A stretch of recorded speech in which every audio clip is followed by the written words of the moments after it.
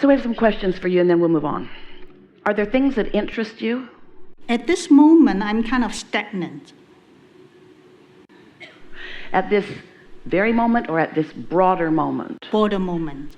Sometimes people attract big-time drama to shake things up. No, I don't want that. No. Just saying.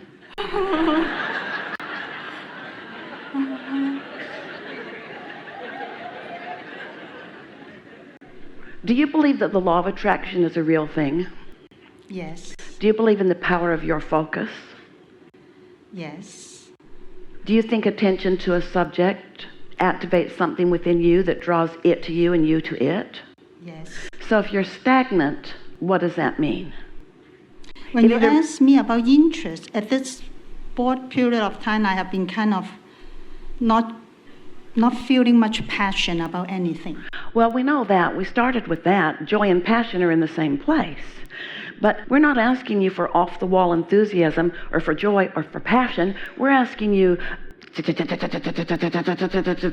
does anything interest you?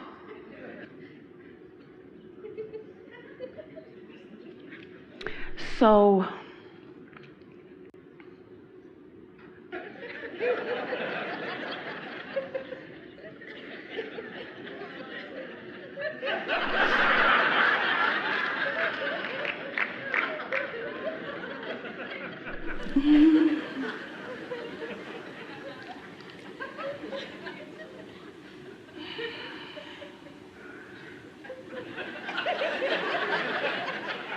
don't you wonder what we're thinking? Are you interested in our point of view? Does that interest you? Do you wonder what your inner being knows about you? Do you wonder what's in your vortex? Do you wonder what your magnificent life has queued up for you? Do you wonder what wonderful things are in your immediate future? Do you wonder how it all fits together? Do you wonder about what it feels like to be really in sync with the laws of the universe? Do you wonder what a continuous connection to your inner being would feel like? I feel stuck. I just want you to give me a kick. Just kick me out.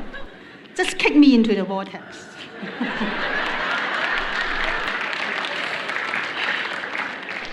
So you believe that your vortex exists? I kind of saw that at a glimpse, just 1 second. And then, that's gone. Did you feel joyful then? I kind of, whoa. Oh! But it was not, it was just...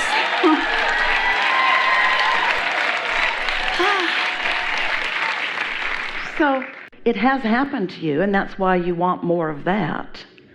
You see, we are so appreciating this conversation because it is such a wonderful, true demonstration of wanting this but feeling this, and wanting this but saying this, and wanting this but seeing this, and wanting this but getting this, and wanting this but not getting this, and not wanting this but getting this. And so this is a conversation about the direction of your thought. So that's why you are the precise reason that we began in terms of everything that we are offering to the billions of people on the planet who are seeking through this vortex. The way you are feeling is the reason that we have begun to speak about the power of non-resisted thought. And sometimes it seems to you, to many of you, that when you're in a moment when you are not feeling strong emotion of one kind or another, that you must be in a place of non-resisted thought, and that is not true. Non-resisted thought is the state by which you are allowing yourself a steady movement toward who you really are.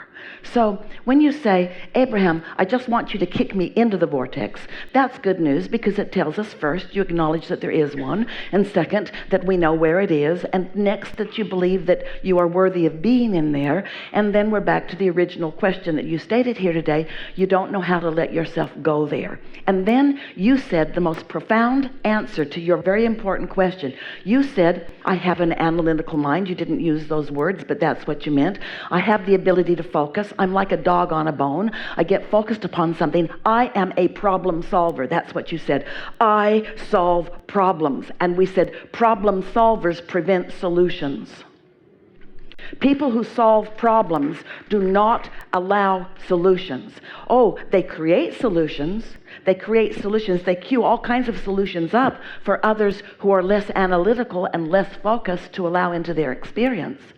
But you want to do both. You want to be the problem creator, the problem asker. You see, Esther, as she was getting herself vibrationally ready for this important day, she could feel with such eagerness what was going to take place here. She could feel the movement and the understanding. She knew she could feel what was in the vortex. And she acknowledged that her work was to get into the receiving mode. And she acknowledged, and this is the thing that we really want you to hear, she acknowledged the power of life as it has touched each and every one of you, and the questions that the life that you have been living, even in the days that we have not been together in this arena. She acknowledged that what you've been living has focused within you things that you want to know. And she sat in blissful appreciation of the way your life has touched you and what it has queued you up to ask for.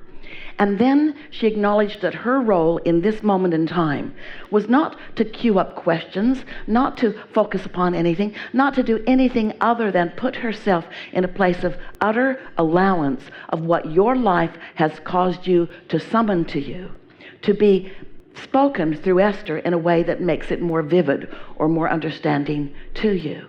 And then in the midst of that acknowledgement as she was writing, she thought, this is what life is for all of us, all day, every day. Our life, our blessed life, cues up our questions. And then the universe, blessed universe, source, law of attraction, each other, brings the answers to us. And she just couldn't think of anything more perfect than life posing the questions and then life bringing the answers. There's just this natural rhythm of, I wonder, oh, there it is. I want, oh, there it is. I love, oh, there it is. There's just this natural, perfect rhythm of life where blessed you in this magnificent body, in this perfect time and space, where you get to feel the desire within you. And then you get to release the tension of not knowing until you do know. And what an uncomfortable strain it is to stand so pointed on a question, so sincere about the question, so desperate for the answer to the question that you just don't let the answer in. There's a relaxing that must take place. There's a reverence for your own value that must take place. There's an acknowledging your own perfection, your absolute perfection of where you are. You're not doing one thing wrong. You're just sort of stuck. You said it in step one. You're stuck in the asking of the question to the point that even though the answers are all around you, and you certainly deserve them, you can't quite let them in because the frequency of the question is so vivid within you. So, we want to just zap you with an understanding, but we can't do that. We want to know it so much that you can't help but know what we know, and maybe in this moment you're getting a little bit of this. We want to wave a magic wand across you that makes you love you like your inner being loves you and like we love you. But most of all, we want you to relax in the understanding that the questions are good and the problems are too, and they are so in sync with the answers that they don't need to be the big things that they seem to be. There's a great big, I don't know, I don't know, I don't know, I want to know, I don't know, I don't know, I don't know, I want to know, I don't know, I don't know, I want to know, that is within you that doesn't need to be there when there is so much that you do know. So it's by watering the seeds of what you do know that know grows. It's not in watering the seeds of what you don't know that knowing grows. Do you see what we're getting at? Nothing has gone wrong here. You've brought yourself as a representation of what a lot of people are feeling. But you need to lighten up. You need to be nicer to yourself. You need to be easier about all of this. And you need to have more fun.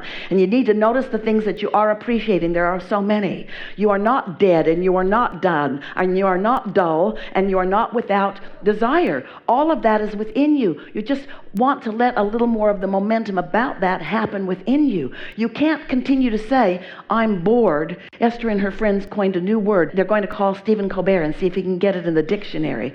He got truthiness in there, so maybe he can get boredinary. Boardinary. The word is boardinary. I'm bored and ordinary, and those words go so well together. Boardinary, boardinary, boardinary. No, you are not boardinary. You are excellent creatures of excellence. You are on the leading edge of thought. You understand the laws of the universe in a way almost no one ever does. You are on par with the mathematicians and the great thinkers of all time. You're out here on the leading edge of thought. You are synthesizing life in a way that is causing you to ask questions with such refinement, questions that have never been asked with such refinement. This matters a lot. This is important, what you are doing. This is interesting. This is so fascinating to us that we're willing to spend so much time with you when there are ravenous questions out there all over this room. People just chomping at the bit to get up here and to ask their question and to let it in, you see. So, do you feel any interest in what's coming for you? We do. And whether you do or not, we do. And whether you catch up with it or not, our interest will always be there. And so anytime you stop doing that thing you do where you are boardinary, anytime you stop doing that thing where you're not allowing yourself to feel this movement and this movement and this movement, we'll be right there to match you in your vibration. And it is our absolute knowing that, like that moment that sparked you, that you described and everyone felt, there will be many more moments like that for you. We have found this to be fascinating and interesting and compelling and important. And we are appreciating our conversation with you, and we feel joy about it.